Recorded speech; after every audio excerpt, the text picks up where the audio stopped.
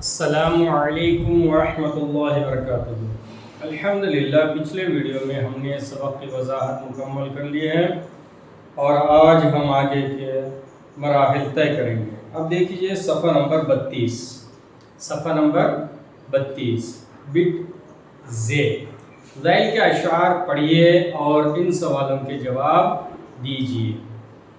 دل ہی تو ہے نہ سنگ و خشت، دل ہی تو ہے نہ سنگ و خشت، درد بھر نہ آئے کیوں؟ دل ہی تو ہے نہ سنگ و خشت، درد سے بھر نہ آئے کیوں؟ روئیں گے ہم ہزار بار، کوئی ہمیں ستائے کیوں؟ روئیں گے ہم ہزار بار، کوئی ہمیں ستائے کیوں؟ دیر نہیں حرم نہیں، دیر نہیں حرم نہیں، در نہیں آستان نہیں، بیٹھے ہیں رہ گزر پہ ہم، غیر ہمیں اٹھائے کیوں؟ قید حیات، قید حیات و بند غم اصل میں دونوں ایک ہیں۔ قید حیات و بند غم اصل میں دونوں ایک ہیں، موت سے پہلے آدمی غم سے نجات پائے کیوں؟ غالب خستہ کے بغیر کون سے کام بند ہیں؟ غالب خستہ کے بغیر کون سے کام بند ہیں؟ روئے زار زار کیا کیجئے ہائے ہائے کیوں؟ روئے زار زار کیا کیجئے ہائے ہائے کیوں؟ سوالات کیا شفیع سر؟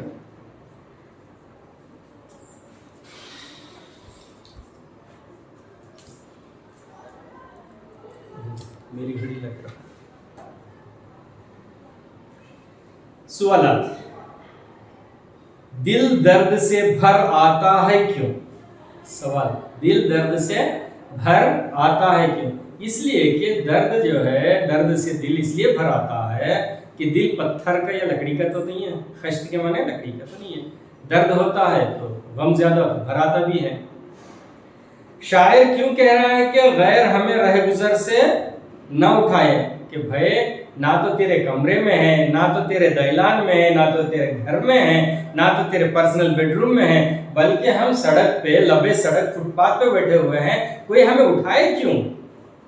رہ گزر ہے تو یہاں پہ ہم بیٹھے تو ہم کو کیوں اٹھائے کوئی؟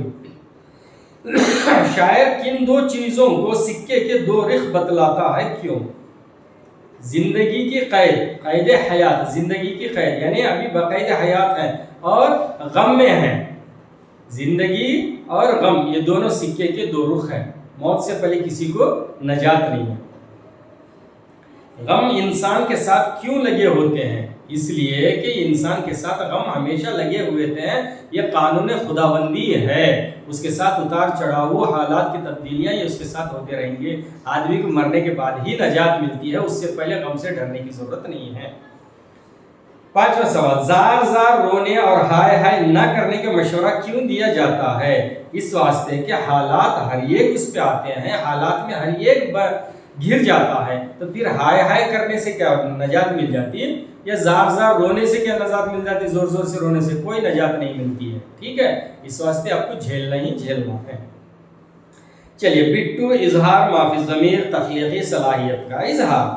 الف، ذیل کے سوالوں کے جواب 4 تا 5 جملوں میں لکھیے۔ یہ پورے سوالات کے جوابات جو ہیں آپ کے پاس نوٹس میں موجود ہیں۔ اس کے بعد بٹ بے کے بھی جو ہے سوال جوابات، طویل سوالی جوابات ہیں، اور اس کے بعد میں جو ہے بٹ جیم تخلیقی یا توصیفی انداز میں لکھنے کا ہے۔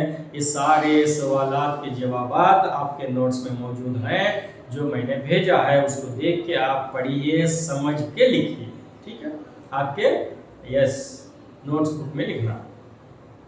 بٹ 3، زبان شناسی، لفظیات۔ الف، حذف ذیل مرکب کی مرکبات کی وضاحت کیجیے۔ یہ وضاحت طلب کیے ہیں، وہ نیچے جو ہے آپ لکھ سکتے ہیں۔ ابر درفشاں، موتی بکھیرنے والے، ابر۔ عاشق نہال، چشم مہرماں، کشتی بکف گدا، دست عطا، عرق انفعال، آشفتہ حال، باعث ملال، کوكب طالع، صبح حشر، ٹھیک ہے؟ بٹ بے، ذیل کے جملوں میں خط کشیدہ الفاظ کے معنی لکھنا ہے۔ طیور درختوں پر اپنا بسیرا کرتے ہیں. اب یہ خط کشیدہ لفظ کیا ہے اس میں؟ طیور. طیور کے معنی کیا ہے؟ یہ جانور، بی انسان، سی حیوان، ڈی پرندے.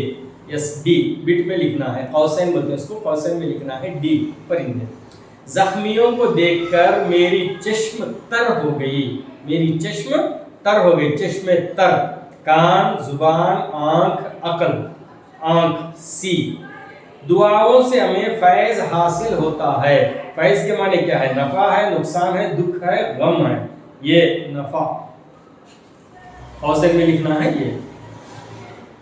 چوتھا، زاہد ٹیچر بننے کا مشتاق ہے. زاہد ٹیچر بننے کا مشتاق ہے. تو عقل مند مشتاق کے معنی آرزو مند، ہنر مند، سود مند. بی آرزو مند. جاوید کے ظرف کے سبھی قائل ہیں. یہاں کیا ہے؟ ظرف ہے. ظرف کے معنی کیا؟ دانائی، بینائی، روشنائی، مسیحائی. یہ دانائی. ٹھیک ہے، بیٹ میں لکھنا. چلیے جیم، ذیل کے جملوں میں خط کشیدہ الفاظ کے معنی معلوم کرتے ہوئے انہیں جملوں میں استعمال کیجیے.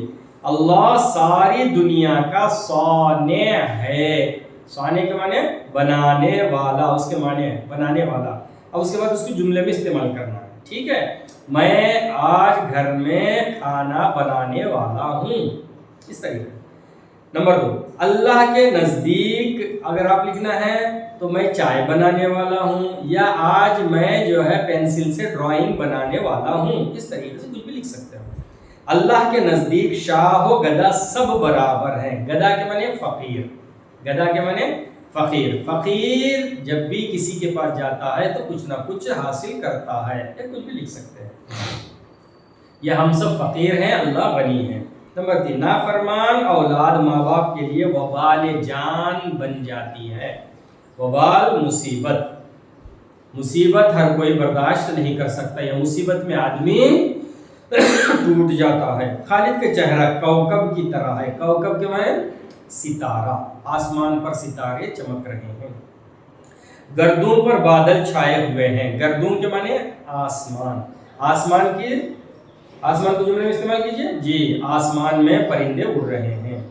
چلیے اب جو ہے ہم قواعد پڑھیں گے. تقطیع. تقطیع کے لغوی معنی ٹکڑے کرنا، قطع کرنا. اصطلاح عروض میں تقطیع کرنا مراد شعر کا وزن کرنا. شعر کے اجزاء کو بحر کے ارکان پر تولنے یا وزن کرنے کا نام تقطیع ہے. تقطیع میں ساکن حرف کے برابر ساکن اور متحرک حرف کے برابر متحرک لایا جاتا ہے. اس کے لیے باضابطہ اصول و ضوابط مقرر کر دیے گئے ہیں. اس کے لیے باضابطہ اصول و ضوابط مقرر کر دیے گئے ہیں جن میں اہم درج ذیل ہیں.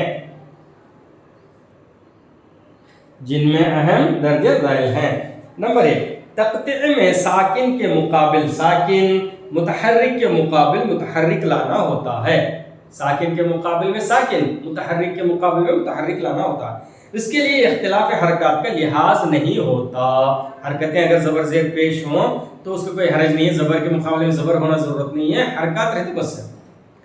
صرف ملفوظ حروف کا شمار ہوگا، یعنی صرف وہی حروف تقطیع میں شمار ہوں گے جو پڑھے جاتے ہیں، چاہے وہ لکھے ہوئے ہوں یا نہ لکھے ہوئے ہوں.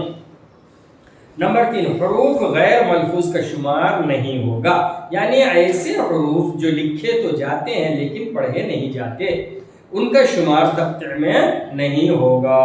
حروف غیر ملفوظ کی چند مثالیں یہ ہیں، دیکھ لیجئے آپ کی ریڈر میں بھی ہیں. نون غنہ. نون غنہ کا شمار نہیں ہوگا، اس کو حروف غیر ملفوظ کہتے ہیں. اس کے تقطیع میں حساب نہیں ہوگا. جیسے شگون، سکون میں کی نون، سکون میں کی نون، نون غنہ کا شمار نہیں ہوگا. واو معدولہ جیسے خواہش، خواب، خوش وغیرہ کی واو کا شمار نہیں ہوگا. ہائے مختفی جیسے غنچہ، آخر میں جو ہا ہے نا جی، بچہ، غنچہ، رفتہ، افسانہ وغیرہ کی ہا شمار نہیں ہوگا.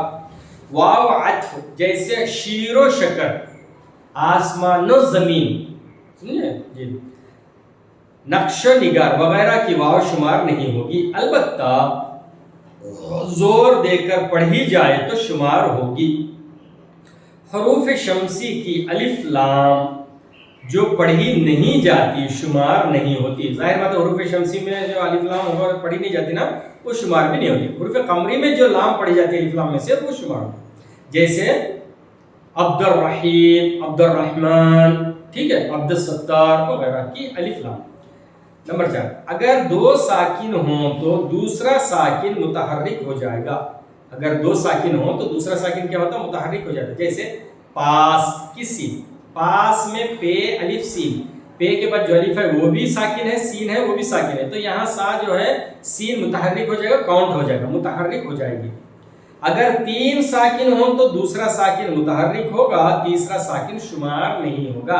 जैसे दोस्त, दे दाल वाव सीन ते, दोस्त वाव भी सीन भी ते, तीनों भी साकिन है, तो यहाँ जो दूसरा साकिन है सीन वो शुमार होगा, मुतहर्रिक होगा, ते नहीं होगा, और ते शुमार नहीं होगा। हिंदी हरूफ की मखलूत हा है जिसको दो चश्मी हा लिखा जाता है, जैसे भ, थ, थ, भ, छ वगैरह। ये तमाम बज़ाहिर दो हरूफ हैं, लेकिन तक़तीअ में ये एक ही हर्फ शुमार होंगे, एक ही हर्फ शुमार होंगे। लिखे तो दो लिखे जाते हैं लेकिन एक ही होंगे।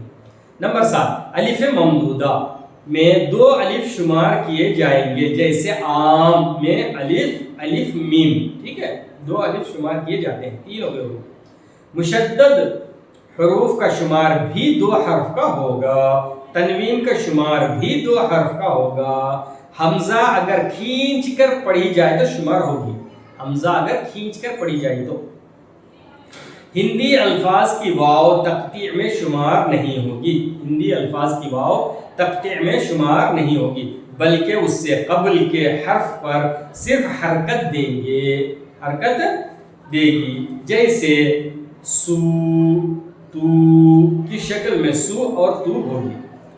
उसके अलावा भी और बहुत से बारीक नुक्ते हैं जिनका तक़तीअ के वक्त लिहाज रखा जाता है।